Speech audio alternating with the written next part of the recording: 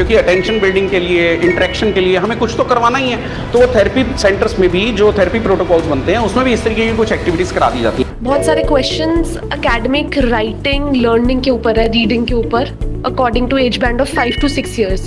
क्या है कि राइटिंग एंड रीडिंग या लर्निंग के पार्ट्स को कैसे वो कवर अप कराएं। अगेन ये तो बहुत जेनरिक है। पहले तो डायग्नोसिस चाहिए होगा। हर बच्चे को पहले आपको एक बार फॉर्मली असेस करना पड़ेगा, क्योंकि इसमें ये है कि रीडिंग, राइटिंग, एकेडमिक टास्क के लिए बात की जा रही है कि बच्चे को कैसे करवाएं। ये तो एक लेवल है, इसमें कुछ भी बहुत स्पेशल चीज नहीं है। जनरल पेरेंटिंग के हिसाब से हम इसे ले सकते हैं कि जैसे जैसे बच्चे का लेवल बढ़ता जा रहा है हम करवाते जा रहे हैं। अब बात ये आती है कि अगर हम कहीं पे भी थेरेपी करवा रहे हैं या कहीं पे प्ले स्कूल भेज रहे हैं या बच्चा रेगुलर स्कूल में जा रहा है और बच्चा अगर माइल्ड ऑटिज्म, मॉडरेट ऑटिज्म या जो भी आप लेवल की बात कर रहे हैं किसी भी स्लैब में आ रहा है, मुझे बच्चे की कैपेसिटी देखनी है कि क्या कर रहे हैं। ये जो एकेडमिक टास्क हैं अर्ली एज के अंदर, तो ये वैसे भी मैनेज होते चले जाएंगे, क्योंकि अटेंशन बिल्डिंग के लिए, इंटरेक्शन के लिए हमें कुछ तो करवाना ही है। तो वो थेरेपी सेंटर्स में भी जो थेरेपी प्रोटोकॉल्स बनते हैं उसमें भी इस तरीके की कुछ एक्टिविटीज करा दी जाती है, जैसे कलर की आइडेंटिफिकेशन है, शेपिंग है, पेंसिल होल्डिंग है, लिखने का सिखाना है। तो ये हमारे एक तरीके से मैं समझता हूँ कि ये बाय प्रोडक्ट्स हैं। इनका एक जो मेन रीजन होता है वो होता है सिटिंग टॉलरेंस पे काम करना, इंस्ट्रक्शन फॉलोइंग पे काम करना, चीजों को कॉम्प्रीहेंड करने पे काम करना।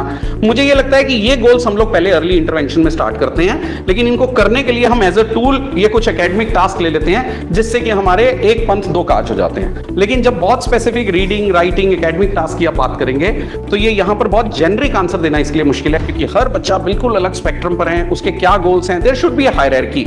अगर बच्चा अभी बेसिक ईटिंग स्किल्स के ऊपर नहीं आया तो मैं सीधा पेंसिल क्या पकड़ाऊंगा उसको। पहले तो मुझे उसे रोटी का टुकड़ा तोड़ना ही सिखाना है, उसको सब्जी लगाकर अपने आप खाना सिखाना है, उसको चम्मच से खाना सिखाना है, उसको अभी कुछ चीजों के लिए पॉइंटिंग करना सिखाना है, उसे मुझे सोशलाइजेशन के लिए एफर्ट्स करने हैं। तो यस, एकेडमिक टास्क साथ साथ चलेंगे, बट अगेन इट डिपेंड्स किस बच्चे का कौन सा लेवल है और साथ में क्या क्या किया जा सकता है। वही एक सेट लाइन में फिर से बोलूंगा कि जो आपकी टीम है, थेरेपिस्ट की टीम, मुझे ऐसे लगता है क्योंकि वो बच्चों के साथ प्रॉपरली काम कर रहे हैं तो वो आपको बेटर वे में गाइड कर पाएंगे।